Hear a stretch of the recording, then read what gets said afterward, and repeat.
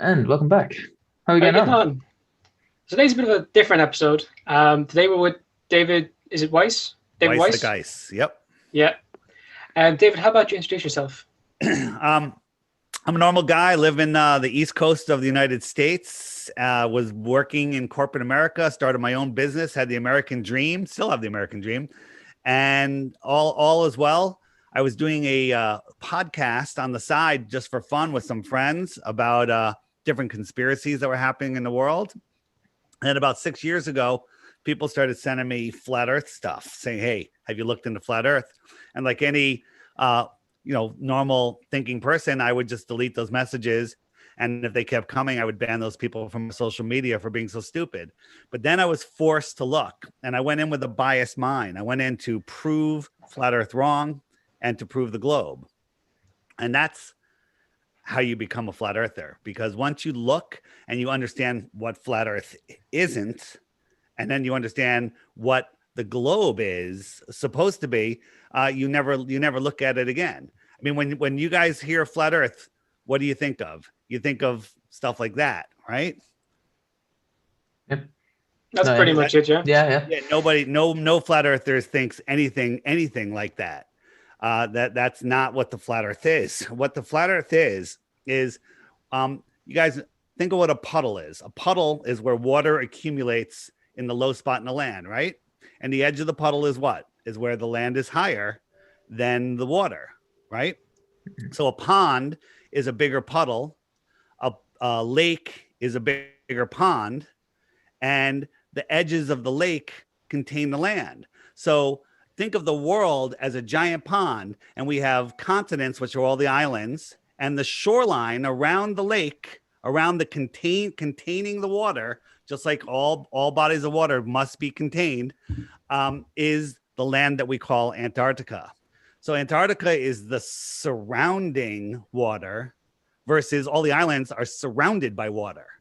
Okay, so Antarctica is the water that is the land that contains the world oceans, the world pond, and Antarctica is the highest land on Earth. It only makes sense. Okay, Antarctica is very likely bigger than all of the continents and all of the oceans combined. It is the land that contains the water. Large bodies of water at rest lay flat, and we can prove that by not being able to measure any curvature at any distance. So I'm I still a can bit I could confused. present for hours. Yeah. It's much better when you guys give me your questions and we can go from there. Well, so is this image behind you? Is that what you kind of take as the your map of Earth? Well, the we don't have a perfect map, but it's a lot better than the globe. I mean, this can be used for navigating. When you try to fly from Santiago to Australia, I mean, from Santiago, Chile to Australia, you would think that this is the shortest route. You just cut over Antarctica, or if you don't want to fly over Antarctica, you kind of just stay at like 50 degrees south, and that would be the shortest. That would be the shortest, most direct flight route. But that's not how flights fly. They fly if I could find it because everything moved. The flights when you fly from Santiago, the flight, Santiago, the tip of South America, flight goes all the way up to North America, goes across North America, and then all the way back down. And to make it worse, if you want to go to Eastern Australia, the flight routes go all the way up to North America, all the way over to Europe and Dubai, and then down, right? That's crazy. But that's what it looks like on a globe. But on a flat Earth map, check it out: Santiago, United States, Europe, Dubai, East Australia. It's a straight line, and that's how planes fly. And we've tracked people on planes where the plane says it's going in one direction, but the person on the plane using a compass is showing exactly what a flat Earth map would be showing. Go ahead. Do you mind if I give some in there? Yeah, sure. As a business student, we learn about like business and making a profit. Yeah, 90% of the human population lives on the northern hemisphere. So right. flying over Antarctica isn't a profitable endeavor. Right. Well, even for a direct That's flight, the direct flight that doesn't even stop takes that same route. What do you mean? Well, you're going to say that they go to the North America to pick up other passengers. But when you have a flight that wants to go from Santiago to Australia and it's sold out, why wouldn't they take the shortest route possible as far as business goes? Why would they go 3 times the distance to save money? That makes no sense. The argument used to be when there wasn't direct flights, that those flights were never sold out and they needed to pick up other passengers. But when you have a direct flight that doesn't stop and it's sold out, why wouldn't you go the short route? Here's another flight issue. Here's we have China, Taiwan to North America. Where's that going? What does that say? Los Angeles. Los Angeles, right? So this is the route that they say they take. Hawaii's out here. But in reality, they take this route, which is a straight line, and they're always over. They go over. There has been some emergency landings where, instead of they were right here, and instead of landing in Hawaii or turning back, they went all the way up to Alaska, okay, which is thousands of miles out of the way. But on a flat Earth map, it makes perfect sense. So emergency flight landings, flight routes all prove the Earth is flat. They don't make any sense on a ball. Now, northern flights are very, there's some, they're not that much different. Southern flights are where you really come into the problems. And hold on now. Flat Earth. Go ahead. You just brought up about the emergency paths, that they'd be taken from Los Angeles to Taiwan. Mm-hmm. It makes sense that it's Alaska. Like it's when you're in the middle there. When you're in the middle here, where it would be quicker to turn around or just go to Hawaii. I mean, it actually happened. One of them happened like right here. They were very close to Hawaii, and they were even they're closer than Alaska to their final destination, but instead they went all the way up here. Makes absolutely no sense. There's hundreds of these. There's a book called Because there's airports in Alaska, not really in Siberia. No, not Siberia, Hawaii. Difficulty there's international airports all over Hawaii. Every island has one. Okay. Might be what they were doing, man. Well, you can make up excuses all you want. What I'm showing you is flight routes, southern flight routes make absolutely no sense on a globe, and they make perfect sense on a ball. So isn't it weird that they would divert to Alaska because there's a better runway there, but that always lines up with what a flat Earth map dictates. You could, you can make that excuse, but go ahead. Next. I don't know. Well, when I flew to the States from Ireland, it seemed fairly curved.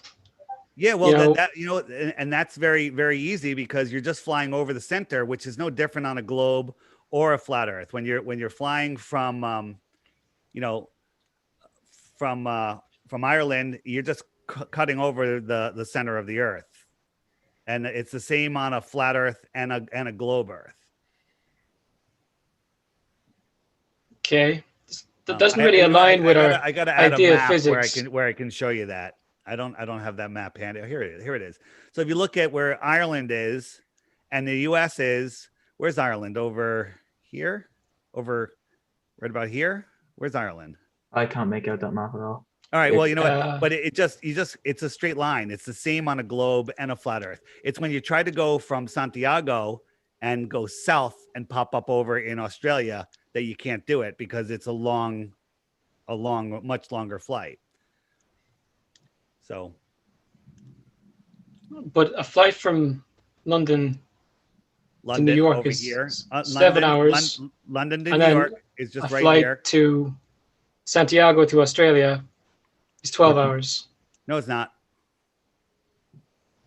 How long is it? And by the way, the direct flights from Santiago, only Qantas has the planes that do it. There's only 3 or 4 pilots, military pilots, that are allowed to fly those planes. And those planes have 7 layers of heat-resistant paint on them. That might give you a little clue on what's going on with those flights. But here's the thing with these planes. They're budget airlines at best. Qantas is a budget airline? Okay, they're in the Southern Hemisphere, yes? Qantas is a budget airline? That was my question. I don't know. I don't know the airlines. I just know. Qantas Airline is one of the biggest airlines in the world. They're the ones that flew everyone to the Olympics. They have the biggest planes. They have a ton of planes. They're anything from a budget airline. Okay. But again, going back to business, it's not a profitable endeavor. Like if there's no one going to get if no one's going to get on your flight, why would you have the flight? Well, You know, no, there's no direct flights to these tiny islands where no one lives, or from those places. So they have to go some other place. So you're not understanding what I'm saying. People in Santiago want to go to Australia so much so that they will pack out a plane. They will sell out an airplane. And you're telling me that they rather fly 3 times the distance on a direct flight than just cut across the bottom of a spinning ball? Makes no sense. I mean, Okay. This is the flight route that they would take. You know, and if you say, well, they can't go over Antarctica, they can just fly right around here. And it's literally less than half the distance. It's a quarter of the distance. Is that accurate? Like, is that an accurate depiction of how big Antarctica is there?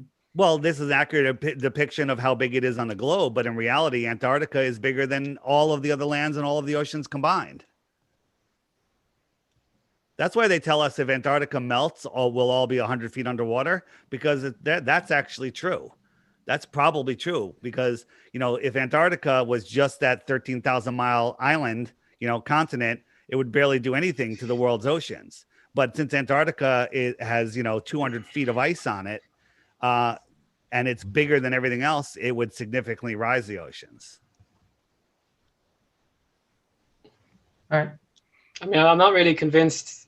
All right, so here, I'll give you one, Like, and you look, guys can ask a question. Let me go, and then you guys go. How about we'll go a little back and forth? Okay. So on the heliocentric model, this is what you have to believe that's going on: that we're spinning at 1,000 miles an hour, we're orbiting the sun at 66,600 miles an hour. We're chasing the sun at 500,000 miles an hour. Okay, this is all the time, and the entire galaxy is moving sideways at 1.2 million miles per hour. All of these motions are going on all of the time, but somehow all of the clocks, all of the stars reset. Like if you go out tonight, look at the stars, next year, 10 years from now, same night, same time, all of the stars will be in the exact same position. Okay. So you guys ever hear of the Georgia Guidestones? No. So the Georgia Guidestones are it's like a Stonehenge type monument in Georgia in the USA, and it has basically the New World Order game plan written on it. But in it is a hole, and this hole right here, if you look through it any day, all the time, every year, never changes, the North Star is through that hole. It never moves, and you'll see the stars doing circles around it if you do a time lapse. How is that possible when we're spinning like this, crazy, out of control? You wouldn't be able to see it for 5 minutes, let alone eternity, right? This hole shows exactly where the North Star is. And you're supposed to believe, you know, in the time we've been talking since the beginning of this, we've traveled over traveled, I don't know, 250 million miles, and we can still see Polaris in there, right? We're going, one of the directions we're going is 500,000 miles an hour. But that picture you have there is more to do with the Earth's rotation than its movement. Like if you do a time lapse of the Earth in 10 years, at night. 10 years times the number of hours in a year times 500,000 miles an hour, that has nothing to do with the Earth's rotation. That's how far we've moved. But we're somehow, dealing with light years. Like, do you know how far away Polaris is? Yeah, it's light years away. Do you know? Do you want to pull it up, Thomas? If you get the chance. I'll tell you how far it is. They keep changing their mind. They say it's 73 light years. It's 50. With improving technology, there will be changes. Right, and they change it wildly, but they still base everything on it based on based on their previous predictions. So let's talk about how far a star is. You guys brought it up. Let's talk about it. So if our giant sun was right next to the Earth, it would fill the entire sky like this picture right here. You with me? Yeah, it would consume the Earth. I think it's vastly bigger. Well, let's just for model purposes, if I was able to bring the sun a mile over your head, it would fill the entire sky, right? Mm-hmm. Agreed? Yeah. We wouldn't get a chance to talk about it. We'd be gone. But yeah, go on. Do you understand what a model is? Yeah, I'm just kidding around. All right. So then we move it 93 million miles away, and it's now this size. It's a tiny little dot in the sky. Mhm. Okay. If I doubled the distance, how much smaller would that get? And the answer is very small. But if I 8 times the distance, right? It reduced from the entire sky to this. So if I went 8 times farther, its angular size would be too small for your eye to resolve. Okay. And that's provable by science. We can only see things that are 0.02 arc degrees. And this would be scientifically provably too small to see. Well, if it was 8 times the distance, that's called a light hour. And the closest star out of the billions of stars that we see is 40,000 times farther than that. 40,000 times farther than that. And for you to think that we could see that is just not being able to think. What's the star? Well, the stars are supposed, the closest star is Alpha Centauri, I believe. And the closest star, that's the closest one, is if the sun was 8 times farther away than it is, Alpha Centauri is 40,000 times farther, and all of the other stars are magnitudes of times farther than that. And you believe that we can see it? That's a belief. That's not a knowing. A knowing is the angular size would be too small to see. They vary in size. Like, I don't know, can we pull up the picture of, what's the star called? Betelgeuse? Yeah. And because it's gigantic, right? But you believe that. So we're not seeing the every star, we're has seeing to the be light as big as getting off it. to see, right? And in a void, it makes sense that you could see objects very, very clear. Well, you don't understand. In a void, angular size still is a fact, and the inverse square law of light is still in effect. Every time you double the distance of something, it's 1/4 the brightness. So the distances that these things are, the brightness is just a sheer impossibility. Again, these are things that you have to think about. You can just believe, hey, somebody told me Betelgeuse was this big. I saw a meme one day, and I believe it. And then, or you can actually do science, real science, and see. Here's another example for you. A human being standing next to a wheel of a 747 is dwarfed by the wheel. The wheels are gigantic. This is a big airplane. You put it up to cruising altitude, you can barely see it if it wasn't for the vapor trail that it's leaving. Okay. It's a tiny little dot in the sky. So it went from this giant thing towering over the little tiny people standing here that you can't even see to this. If I doubled the height, of course you couldn't see it. Of course. Okay. Do the math. You'll see that you couldn't see it. But in reality, the space station is 50 times higher, and people think that they can see it. Satellites, which are tiny, that could fit in the cockpit, are even higher, and people still think they can see them. They'll argue, I see a light in the sky. It's a satellite. No, people don't see the light. They don't see the satellite. They see the light flashing from the satellite. They see the light flashing off the satellite. Well, it doesn't matter because the light is not bigger than the satellite. Like the Boeing isn't made of highly reflective material. What is? The Boeing isn't made of highly reflective material. It's just painted white. So satellites are made of highly reflective material. Is that what you're saying? Sure. Well, they're not. They're not. They're just dim. They're. I mean, go look at pictures of satellites. But you ever point a flashlight at foil? Now boost that up to a star. So when you see these things, if they were reflective material, they'd be flashing, because you can't keep a mirror flashing a sun reflection on one person and then somebody miles and miles away could see it also, because it only flashes in one direction. So it would be flashing. It wouldn't be the steady lights that we see in the sky. None of that makes any sense whatsoever. Well, here's the thing. The light of stars changes. We see that, like they flicker. But the lights of planets and objects in the sky, they don't. Jupiter, Mars, Saturn, you can see those constantly. Yeah. Like the light will be constant. Like you can tell a planet apart very fast. So what's this? It's not flickering. What is it? It's a star. It's flickering. Our consumer optics have outgrown their lies. This is the star Arcturus. Okay. Here's the star Sirius. Okay. This is what the star Sirius looks like. Right? Here's the star Capella. All right. These are not what NASA is showing us. NASA is the biggest, liars on Earth, or because no one gets off Earth. So what's the point here? Like, what the point is, you're being lied to that you can see stars at impossible distances that is provable impossible. And you could see you're just believing known liars. You're believing NASA because NASA's the one that told you about Betelgeuse, but But there's NASA's more than also just NASA.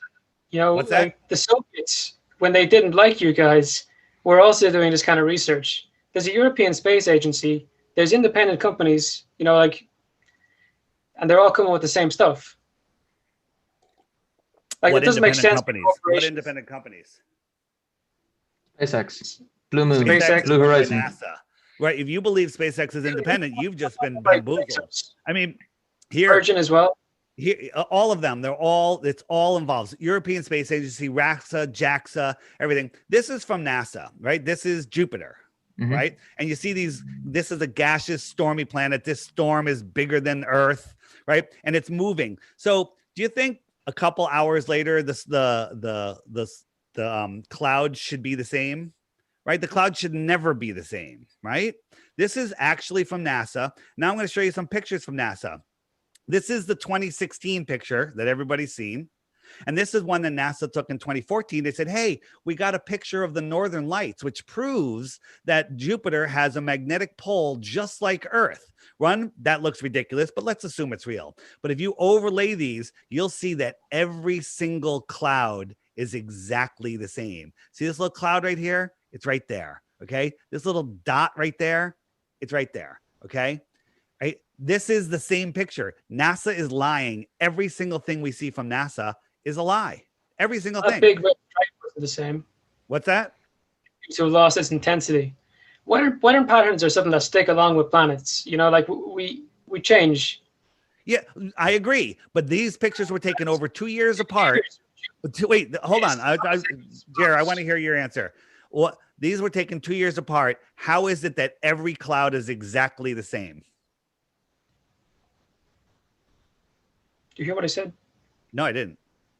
If you look at the big red stripe, it's vastly different in both pictures. No, it's not. One's lighter, one's darker. That's it. If you want to look at the trail behind the big red spot, it's exactly the same. I've overlaid them. You can do it yourself. Go on NASA's website, pull off their original one. Don't just believe me. Pull off the one that shows this, overlay them, change the transparency, and you'll see that every single cloud is exactly the same. But again, how big is Jupiter? I believe Jupiter is the size of a basketball. Prove me wrong. I think it's gargantuan. It's many times larger than the Earth. What makes you believe that? What do you mean? NASA makes you believe that. What proof do you have of that?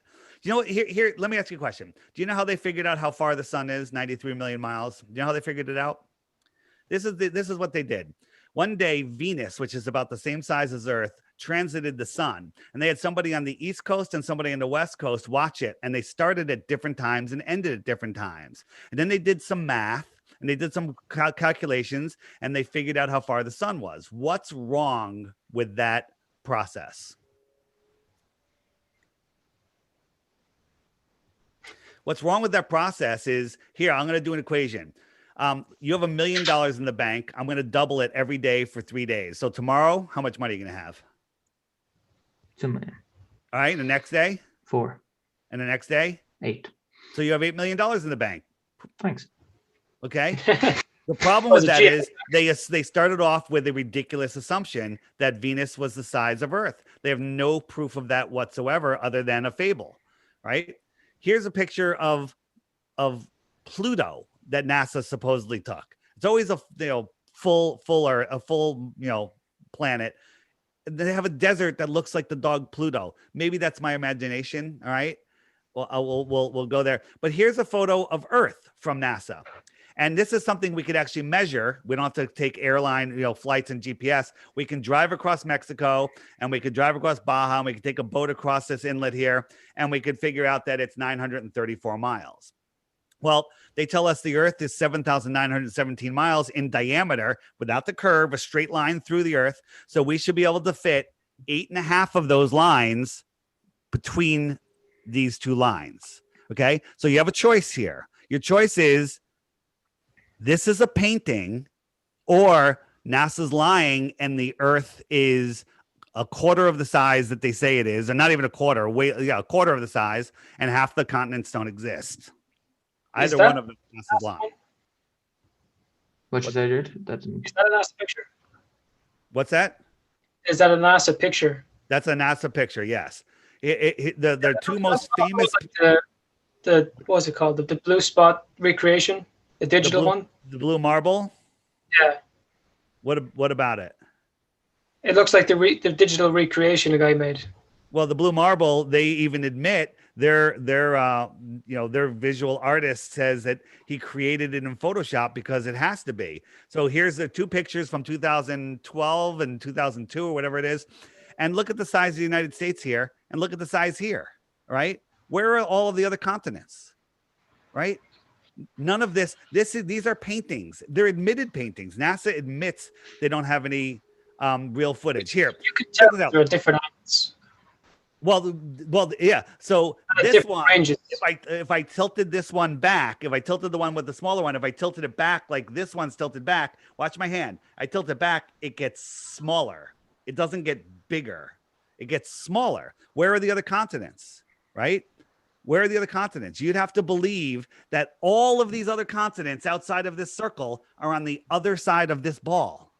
I've seen something similar to this, and it's a picture of the blue spot photo, but you're showing Africa only. But in the picture, you can see India, you can see Southeast Asia, a bit of Brazil, a bit of Australia, and Antarctica. Okay, pick which one. Which one do you like? Which ball do you like? Pick any one you want. They're all paintings. Okay, they're all paintings. None of them are real. That's not what you would see when you're up just at 120,000 feet. This is what the Earth looks like. Okay, This is a very select portion. Like, do you think you could see those lines that you can see in that picture from that distance? this is 120,000 feet. They're showing those pictures from millions of miles away. Okay, this is 120,000 feet. The Earth is washed out, white, with a small local sun with a hot spot below it. Okay, none of that. You're believing your belief here. So I assume you guys believe in the space station, right? Man, I have friends who are studying science, and I don't think they're being fed bullshit. Well, Like, actually, the school indoctrination system is complete and total bullshit.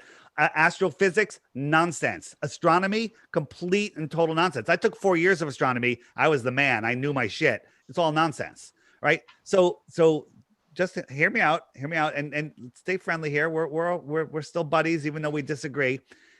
You believe in the space station, right? Yeah. Of course. You're easily fooled. Okay. Here, why don't we see any land down here?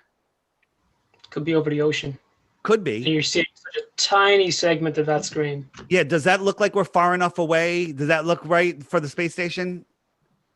Or was this photographed in somebody's front yard and we just turned it upside down to show you how easily you can be fooled? Right? That's all it is. That's a video from somebody's front yard, right? When you look at stuff on the space station, you're looking at people doing all sorts of tricks. They're floating on wires. They're, here, check this guy out. He gets tangled in his wires. This guy has to grab his wire and pull him over, right? This guy, the wire broke and he fell, all right?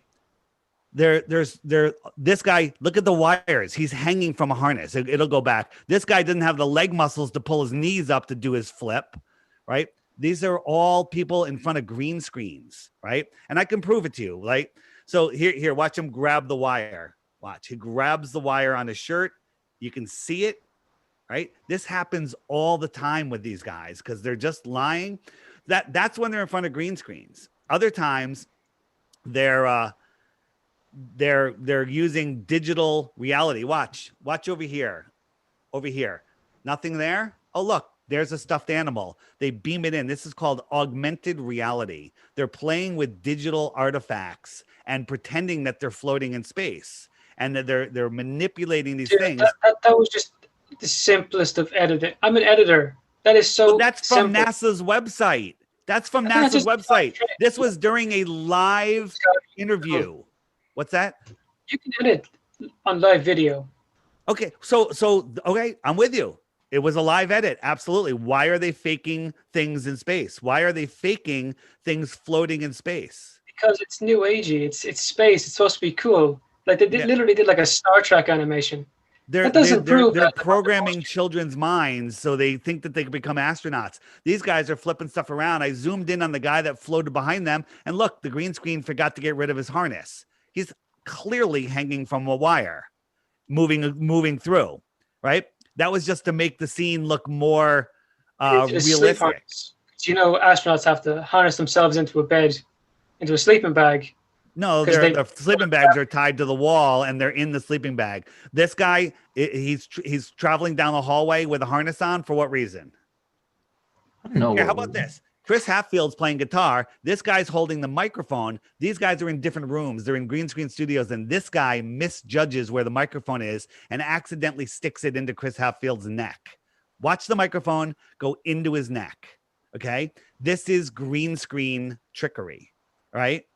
They're lying. You catch NASA lying once, you have to unwind it to "we never went to the moon," right? Stuck it in his neck. We have hundreds of these. Here's Don Pettit showing you how you drink coffee out of a plastic bag and how he just drank the coffee and this is just the residue that's clinging to the bag. But watch what happens when he lets go. The CGI coffee gets out of sync with the bag, and there it is. It jumps out of the bag. Okay. This is CGI. This is not a glitch. This is them faking us. They're always flipping things around. This is how they trick you into believing complete and total nonsense. It's a compression error, which happens. This is a test. Fairly often. This is a test. It happens in every episode of this as well. Yeah, a compression error where just the coffee leaves the bag, but the bag doesn't leave the bag. Just the often compression errors are just in one part of the screen. It could affect one pixel. We could agree to disagree on that. Is this actual footage from the moon landing of the rover connecting with the orbiter, or is this a rejected clip from a South Park video where they were going to go to the moon because the animation wasn't good enough? Which one is it? About 20 minutes in, we'll take a time out. Yeah. Myself and Thomas haven't done much talking. Okay, no problem. We'll get to it, absolutely. Thomas, do you have anything? Can we talk about the moon real quick? Yeah. Because we all see the same side of the moon, right? Yeah. On your flat Earth model, that doesn't really work. Well, want to be real quick? Yeah. Also, it would be constant eclipses completely all the time in a flat Earth model. Not true. Not true at all. The flat Earth, the sun and the moon are small, and they migrate between the two tropics. And only the sun goes between the inner tropic and the outer tropic once a year. So it travels back and forth every 6 months. The moon does it every 28 days. And only when they're both at nodal points will they overlap and cause an eclipse. Right. And if you want to get into eclipses, the lunar eclipse is provably not the Earth doing it, but this is how an eclipse happens on a flat Earth. Okay. This, by the way, the speeds that these things are moving are not to scale, but this is how it works. That's a nodal point. That's when you have an eclipse. Okay.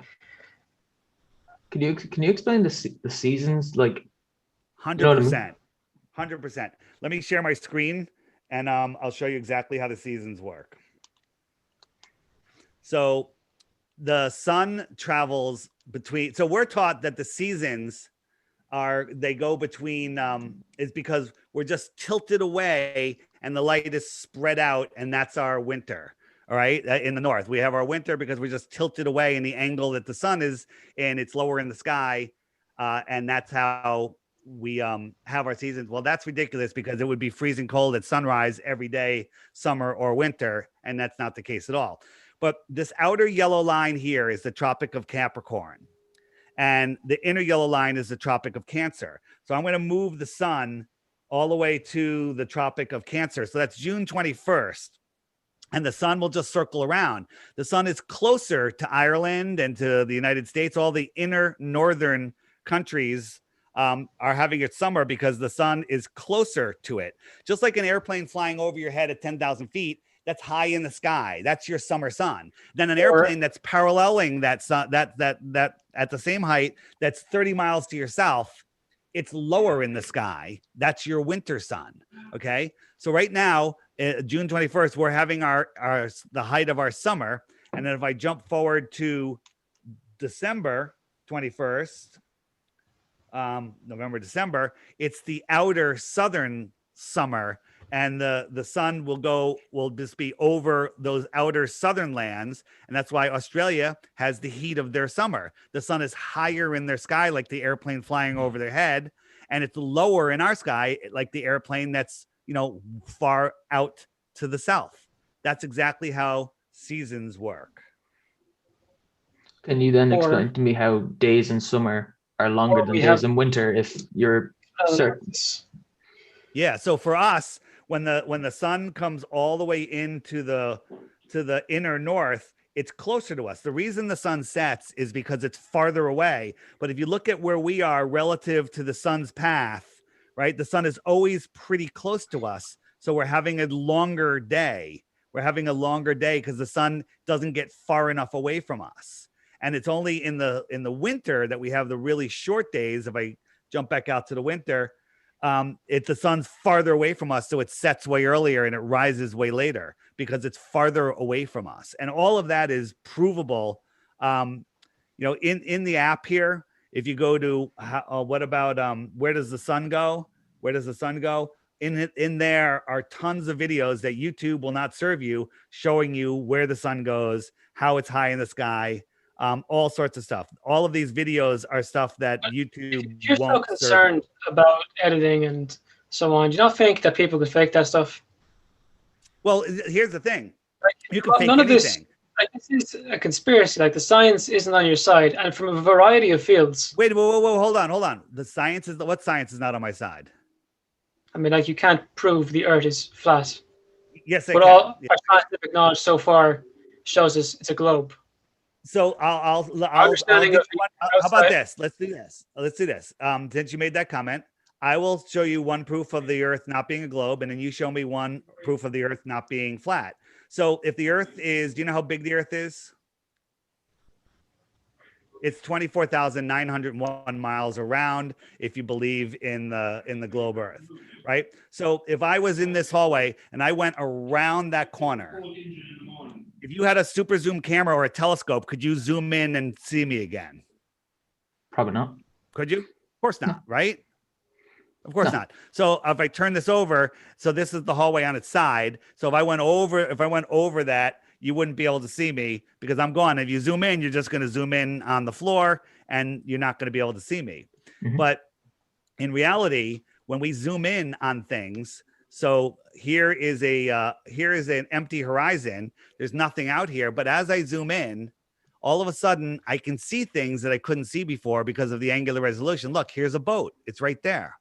Right? Now that boat, a glober would say that it went over the curve because of the distance that boat is. It should be over the curve, according to globe math. But as I zoom out, watch, it's going to disappear from the bottom up. There's half the hull is gone, and then it's up to the windows, and then the boat is gone. You can just see the mast, and now it's gone. A glober would say that's over the horizon, but I just showed you if it was over the horizon, there's no way to zoom it back in. So the question is, how far is that boat? How far is the boat? Yeah, okay. How come you couldn't see the entire boat? Yeah, well, because I showed you the whole boat. Here is an oil rig that we know how far it is. This oil rig is 9.4 miles away, and the camera height is 1 foot off the ground. According to globe math, the horizon should be 1.2 miles away.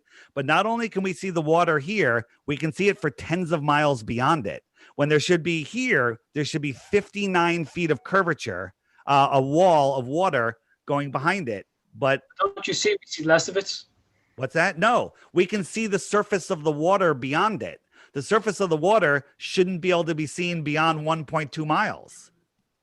But we can see the surface of the water. Large bodies of water at rest lay flat. Here's how a submarine works.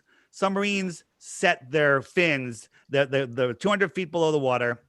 They set their fins to go straight and level, and they go for hours and hours and hours and hours, and they never have to adjust downward for a downward sloping floor. They always stay 200 feet below the surface. And that's because the surface above them is flat. It's not curved. If it was, they'd pop out of the water every couple of hours. Or buoyancy is a thing. Buoyancy? What You know, would the, you? the, the density of objects. You know, like if it matches the layer around it, it'll be still. No, it sets its fins. It's going to. So, do you think the water is curved? That the water is going to make them go down? It's got its fins cutting through water level with the surface. It would pop out of the water. The fins are set for level, right? There is no curvature. So now you guys, what proof do you have that you live on a globe other than belief in Beetlejuice or belief in whatever? What proof do you have? What about the fact that South America, Australia, and Africa can all see the Southern Cross? At different times? Yeah. So Santiago can see the Southern Cross 12 hours after Australia can see it, because the stars are above us are all turning, and every 12 hours they're at the opposite ends of the earth. Lads, I'm having a bit of an error here where I can't see. I'll leave and come straight back. I can pause it for a sec. Yeah, go on. Go. Well, hold on. There. Please. Right, we're good. All right. So all of everything we see in the sky is circling around us in the ether. So, when the Southern Cross is over here, right? Mm-hmm. Well, 12 hours later, it's over here. So nighttime, these guys can see the Southern Cross here, and then 12 hours later, the Southern Cross will be over here. But That's why Australia and Santiago can both see the Southern Cross. when we send cameras up into the sky called satellites, they say otherwise.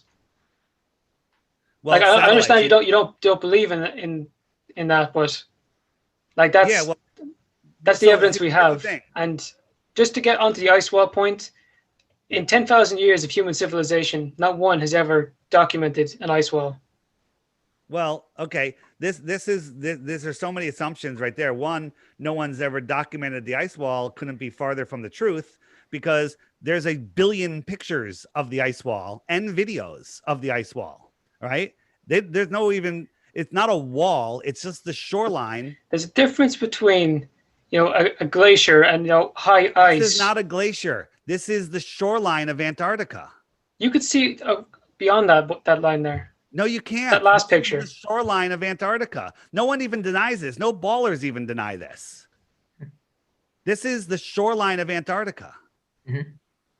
Okay, it is the water that it is the land that contains the water. You can't have a container. Water cannot exist without a container, without breaking up. Water is level. There's Antarctica, and the tens of thousands of years. Gravity being the container. Hold on.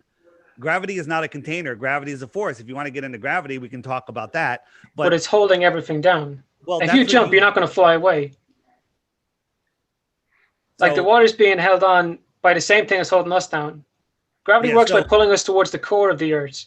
So you believe that, because mainstream science says because we're spinning at the equator, the water. Not mainstream, just science says. Okay, science says at the equator, the water's bulging 14 miles high because of the centrifugal force. It bulges 14 miles high. You want to deny that? Does it? That's what science says. Well, it's pretty hard to figure out because, it's spinning so slowly. We make one rotation every 24 hours. It's still going 1,000 miles an hour. I'd argue that. Okay, so the Earth is 24,000 miles around. It rotates once a day. How fast is it going? Pull that up. Well, try this. 24,000 miles divided by 1,000. 24,000 divided by 24. Try that. Thomas, you want to take a stab at it? What's 24,000 miles divided by 24 hours? About 1,000, something like that. Something like what?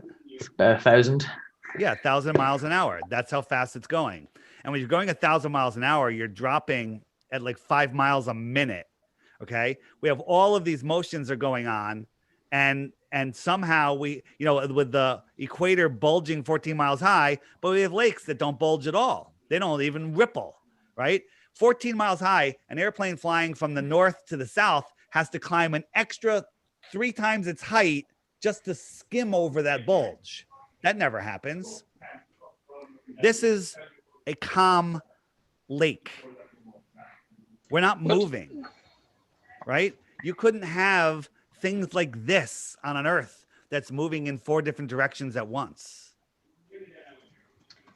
But it's on such a grand scheme that like that wouldn't really affect you. Like, do you think bacteria are getting flung around the place, left, right, and center?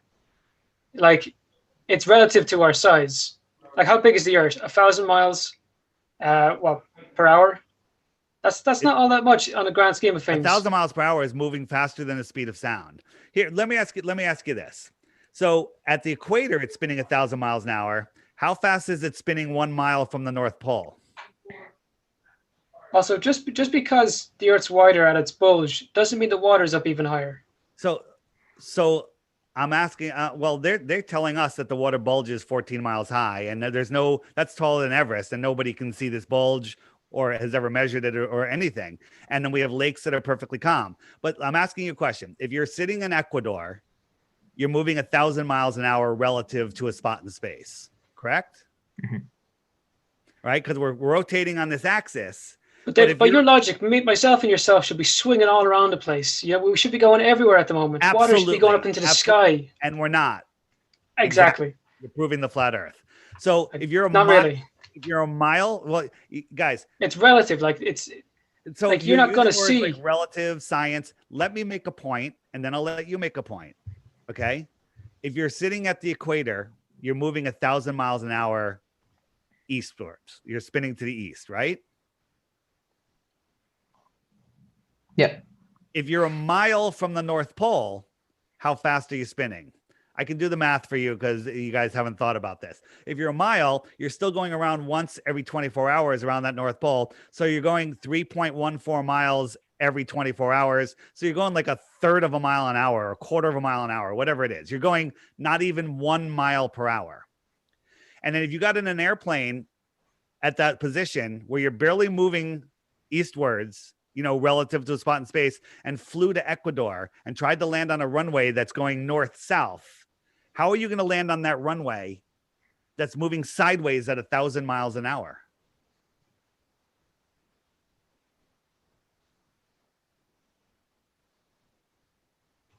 You've lost me there. Yeah, well, that's because you're not, because of indoctrination. And again, I was you. Trust me, this was not easy to figure out. The runway, my finger is the runway. It's moving sideways at 1,000 miles an hour. If I left the North Pole where I wasn't moving at all and I flew down there, how do I gain that 1,000 miles an hour of sideways momentum to land on a runway that's moving sideways faster than the speed of sound? And the answer is it's all impossible. It's all nonsense. All nonsense.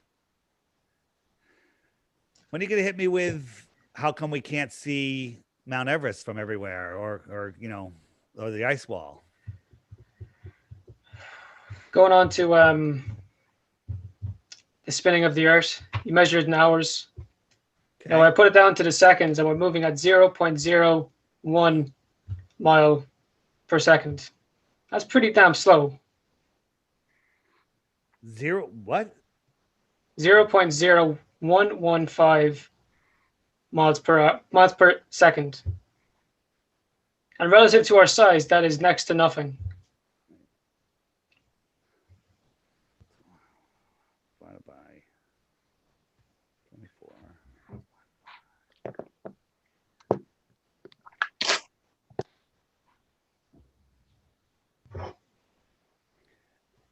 A 1,000 miles per hour.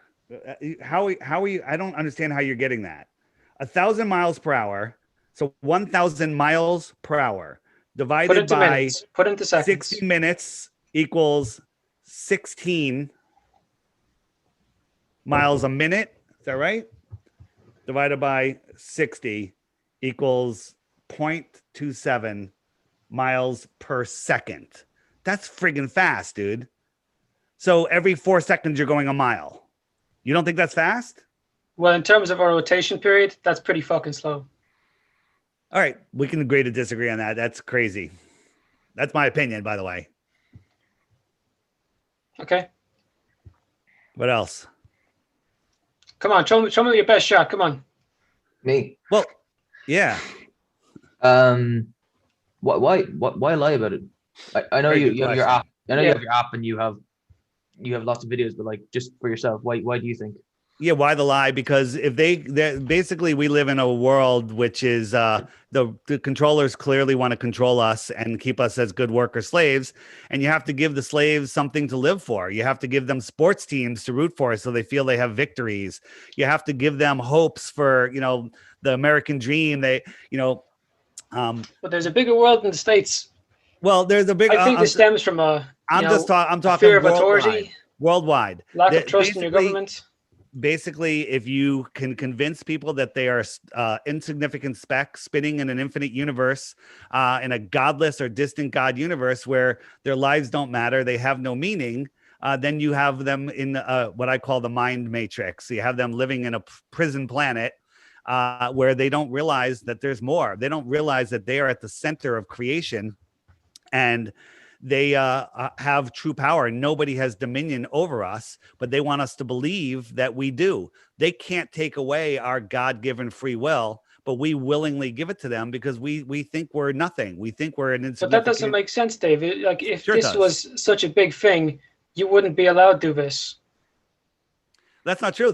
We have free will, and by the way, Yeah, we but are if it was big censored. We are conspiracy, highly censored.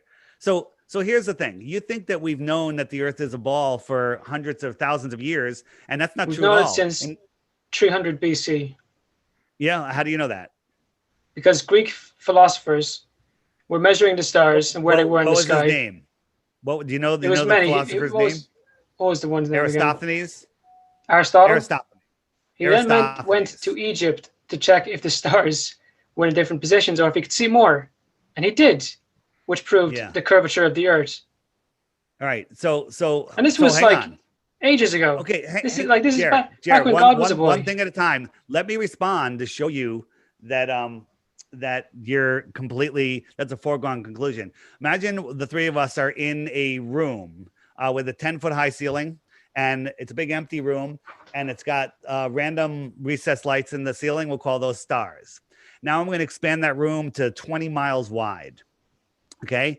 And I'm going to send you 15 miles that way. Okay.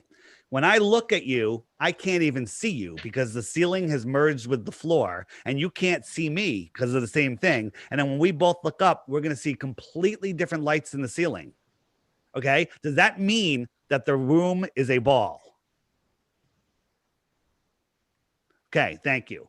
So the next thing is Aristophanes, which is the thing that you're talking about, where he did this thing with sticks and shadows. He noticed that a well, he could see the sun in the bottom of the well, which means that the sun is directly above him. 500 miles away, he had his buddy who put a stick in the ground, and he put a stick in the ground. His stick had no shadow. His buddy's stick had a shadow. And the only way that can work is if the Earth was curved, because those lines should intersect. And he figured out the size of the Earth, right? Is that the story you're talking about? No, they just discovered curvature by doing that. No. He calculated curvature. He didn't discover it. He calculated it because two sticks in the ground, one of them, he's assuming sunlight comes in parallel. And the only way... Which if it's overhead, it'd be pretty close. Otherwise, the stick would have no shadow. Right. If light is just parallel, there would be no shadow. 100% agree with you. Have you ever seen parallel rays come in? There's pictures of that, isn't there? No, there's tons of pictures. Pull up parallel sunlight if you can. Here, this is what sunlight looks like. Go visit yourself. This is what sunlight looks like. The only way you're going to see parallel rays. I've seen it. Okay, well, I've seen it when I was in Florida.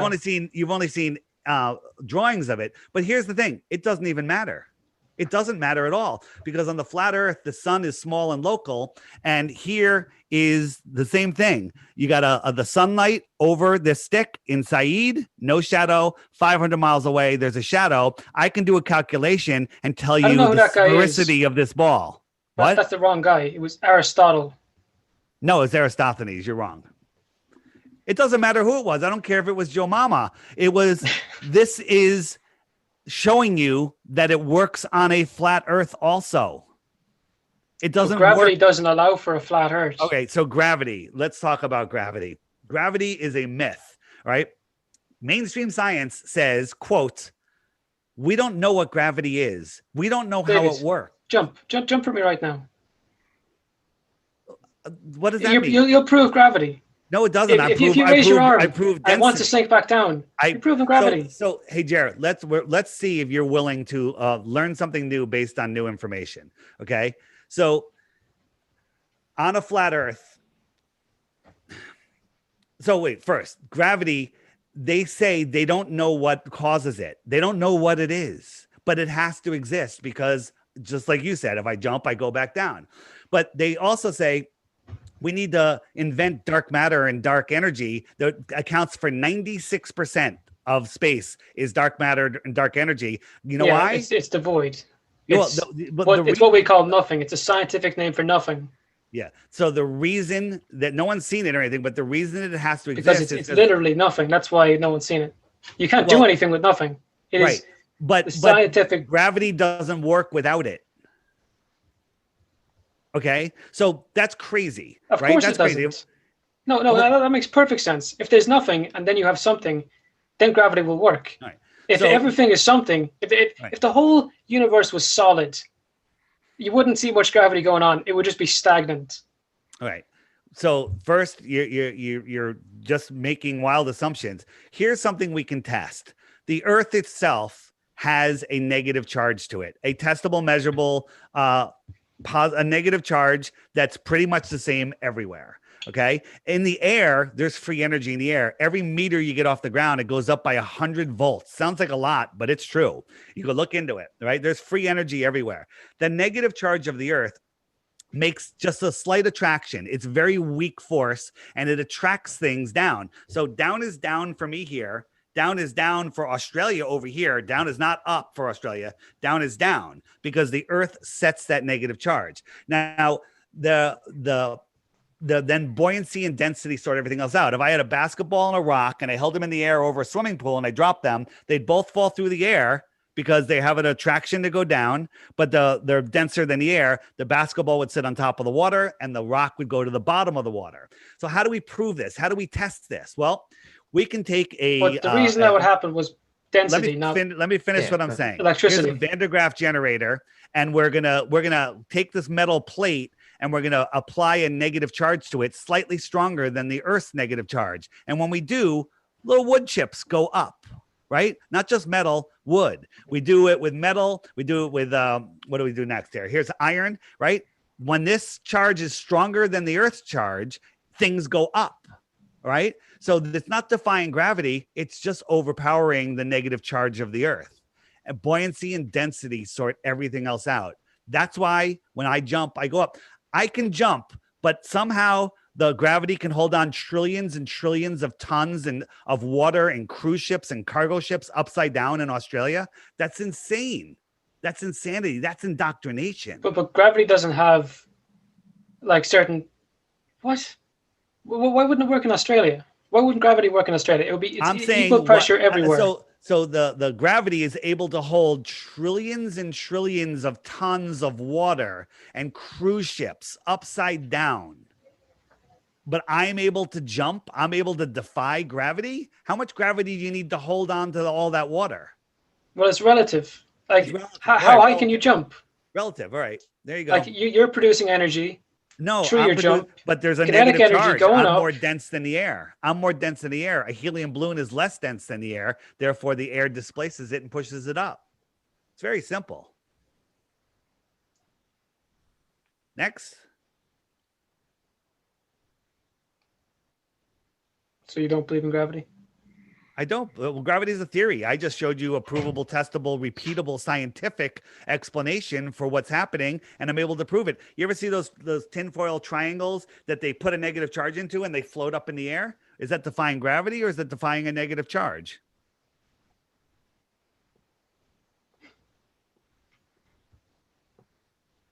I'm no scientist. Based on new information, it's tough to realize that your entire life has been a lie. Your friends that are studying physics and whatever, physics is real science, that are studying this stuff, they're all being lied to. All of space is a lie. All of it is a lie. Everything we see is within the Earth system. It's like that goes back to it then. Like, why lie? But like, why pay astrophysics? You know. Yeah. Do you know what I I'll mean? tell you why. Even So that thing if there, you had a like the density, is a thing. Buoyancy is a thing. Like there's that gas, sulfur hexafluoride, and like you can make like tinfoil float on it, because it's so dense. It's It's almost like a denser than liquid. the air. Absolutely. It's Blah, blah, denser than the blah. air and less dense than the air in the tinfoil. Got it. Perfect. But that's not like getting rid of gravity, because No, it's not getting rid of electromagnetism either. Buoyancy and density sort but you everything said you else don't out. believe in gravity. I said gravity is a theory. Every experiment to prove mass attracting mass doesn't work. Every plumb line hangs straight down. A plumb line next to the biggest mountain of the world doesn't hang sideways. It hangs But straight even down. things have different, like, I guess, charges. Like if I drop an orange and I drop a stone, they fall at the exact same rate. If I No, drop they don't. you and No, they drop don't. me, No, they exact same don't. rate. No, they don't. You're In a wrong. vacuum, a feather and a bowling ball fall at the same rate. Yes, true. So what's your point? That's gravity. There's no charge in that air. No, it doesn't matter. The negative charge on the Earth attracts things down. And, Like and by the way, have you ever asteroids done that fall on the experiment Earth, yourself? They can't even create a vacuum on Earth. A you vacuum, can get nature pretty close. An absolute vacuum is very difficult to make. Yeah, That but is space is an very absolute vacuum, right? Yeah, but we can't create space. In all Well, fairness to us, space is an absolute vacuum. How come it doesn't suck all the air up and away from Earth? gravity. Gravity. It did So it. I can It took take. it So took it wait, hold away. on. Relative. It I took it can off take a Mars. straw and with the weak vacuum of my lungs, suck air and water up and away from gravity. With just that. I can do You know that why? and suck air and water up and away effortlessly. But the vacuum of space can't because gravity is holding on to You the can air. do it because you're at the same atmospheric pressure as the air around you. What does that mean? I can do it. I can do it at 10,000 feet. I can do it as high as I can breathe. No, if you went up to space, it would suck the air out of you because the atmospheric pressure is different. If you're on the same level How as it, come the space station doesn't explode? it's pressurized. It's Like pressurized. they specifically designed it for the vacuum of space, and even Right. that where they are isn't a complete vacuum. Oh, it's not. So Well, how's they're it at the falling edge of perfectly space, like- around the Earth? How's it falling perfectly without slowing down? It is slowing down. They know it's going to crash eventually. Really? That's been proven. It has. But who has been proven by? The people that show us this, and the people that are The reason that the ice is a people that different show color us is because this? it's a different kind of ice. What It's is a different kind of ice. what is Like on Pluto. Who, the people that are telling you about Pluto are the people that are saying that this guy's floating upside down with a microphone in his neck. You never know. He might have a very resilient neck. Okay. Anything else, guys? Because do you have anything else? Because I can keep presenting, but it doesn't sound like you're really interested. No, I'm absolutely interested. It's just like again going on earlier, Dave. Like if we disagree, it's not a personal thing. It's just So here is water. You've seen. I assume you have some water near you. When the sun is setting, you get this line across it, just like you get it across this flat floor. You can do this experiment yourself. You can get a shiny piece of metal or plastic, set up a light so it's on it, so you see the line going across it, and then give it the slightest bend whatsoever, and the line stops. It turns into a point. Okay, this can only happen on a flat surface. This can only happen on a flat surface. and on a curve, the flatness is relative. This could only happen on a flat surface with a single source light. It wouldn't show up like that. It would just show up as a point, and that's it. You wouldn't see this line. And saying relative and science, that doesn't mean anything, right? No matter how high we Science go, would argue. the horizon always rises to eye level. It doesn't curve away. But like, see how small that is? In that third picture, you could see individual clouds. I can see that from where I am. Right. Here, answer me this. So in December, the guy at midnight over here is looking away from the sun at the stars. Okay, the stars that are over here. All right, all the stars that are on this side of the room. And then 6 months later, midnight is the opposite direction. It's that way, and he can see the same stars. Explain how that happens. What's it called again? Whatever it's called a stellar parallax.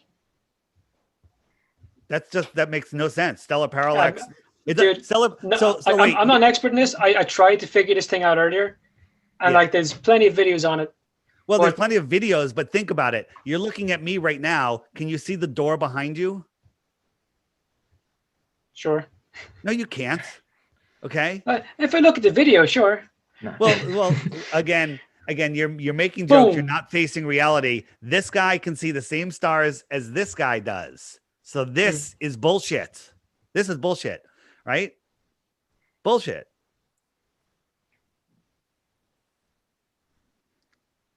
I think we're done. All right, guys. No, I don't know. I don't know. Like that's not really a fair way to end on anyone. Here's the challenge I have. You guys know what Bitcoin is? Yeah. Sure. I'm offering a Bitcoin or 100 ounces of silver for anybody that takes the Flat Earth app challenge. Get the app, watch the daily video every day for 2 weeks. And then if you still think you have one proof of the globe, send it to me and you can have either one of those, a Bitcoin or 100 ounces of silver. Right? Just one proof of the ball. I don't need 50. I don't need 100, but make sure you click the question mark first and see if your question is answered in there. And I'm offering a full Bitcoin. All right. All right. Not too bad.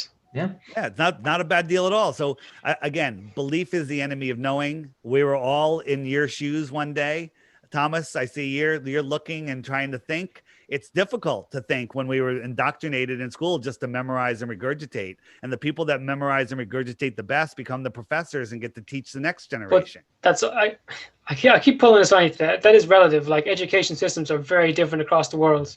Right, but the ones like the Finnish education system, the Irish and the American are very different. Absolutely, but the ones who memorize the stuff in the textbook the best become the teachers. Here's something I was trying to say before, and I didn't.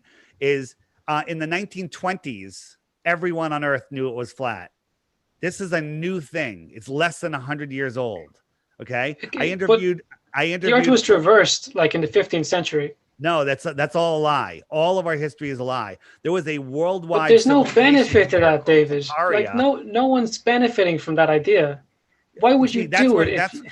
Dude, that's where you're not seeing it. In the 1800s, there was a worldwide civilization called Tartaria here. Okay. All of that, something happened. There was some sort of cataclysm, and the rebuilding of society was when we were hijacked in the late 1800s, early 1900s. Okay. And the proof is everywhere. There's buildings with towers and domes that we couldn't build today, but supposedly people built them when we had horses and buggies. It's nonsense. Right. And I interviewed a woman back in February of 2020, and I was interviewing her about the world's fairs, and she had such a great memory. I asked her what they taught her in elementary school about the earth, and she said they taught me the earth was flat. We found another woman from Croatia who said in the 1930s, everyone knew the earth was flat. We found on microfilm newspaper articles about teachers being persecuted in the early 1900s for trying to teach heliocentrism, and they were threatened to be jailed, right? We found tons of this stuff. So this entire belief that that the earth has been a ball for 500 years or 2000 years is a lie. The Aristophanes story that we were talking about, that was inserted into textbooks in the 1980s. That story didn't exist before the 1980s. It's a made up story, and the test has never been reproduced. Or archaeology exists. Archaeology exists, but a lot of it's nonsense. I mean, we've sent stuff to labs to be carbon dated, and they dated it at like 10,000 years when it was supposed dinosaur bone that should be millions of years old. But it's all nonsense. Carbon dating, is probably good for maybe 100 years, 200 years, maybe, but that's about it. You believe in Our paleontology friends would say otherwise, like Dr. Jack Horner. Of course. What about like volcanoes? Never seen a dinosaur. What's that? Jack Horner is trying to rebuild the dinosaur from the chicken genome. So they're really rebuilding them from. They're just speculating. They find like one bone. They find like whale bones on top of a mountain, and they think that it's a dinosaur when in fact it's a whale. So the whole idea of dinosaurs is. Dinosaurs were invented by this, I forget his name, some royal guy. He came up with the idea of a dinosaur, and then 1 year to the day, he discovered the first dinosaur. Or the dating could be wrong. What about you were about to bring up Jack Horner reversing the chicken gene? He's trying to reverse chicken genetics because he believes that chickens are descendants of dinosaurs. Yeah, that's Yeah. not true. Chickens are descendants of chickens. But Humans are how, descendants of how humans. he's done it? Like No, all yeah, he's failed with his tail. He can do all the chickens rest. are They descendants give it of a snout chickens. Period. like a dinosaur. Yeah. Dude, And this this is is a lot from to take in. I don't expect you guys to buy it, but I hope you I'm looking forward to you airing this, and you'll get some interesting comments. I agree, Will. I think we will. Like Dave, you've been a fun guy to talk to. Like normally we talk to like actors or comedians, but so this is kind of out of our comfort zone, you know? Yeah, no, listen, no worries. And it's okay to admit you were wrong at one point. One point, maybe not. Maybe I'm the crazy one. I'm the guy that says the earth is flat. So, we'll give you the advantage there. But ask yourself, what's the number one reason you live on a ball? And when you realize you can't come up with one, then you might have to start questioning your belief system. Sure. Sure. Thomas and Jer, it was a pleasure, and I look forward to this. Send it to me. I'll send you some images if you want for use for a thumbnail, or I'm happy to make one for you if you guys aren't good at it. Yeah, thanks very much. Yeah, this has been interesting, Dave. Thanks for coming on. Thanks. And Behave yourself.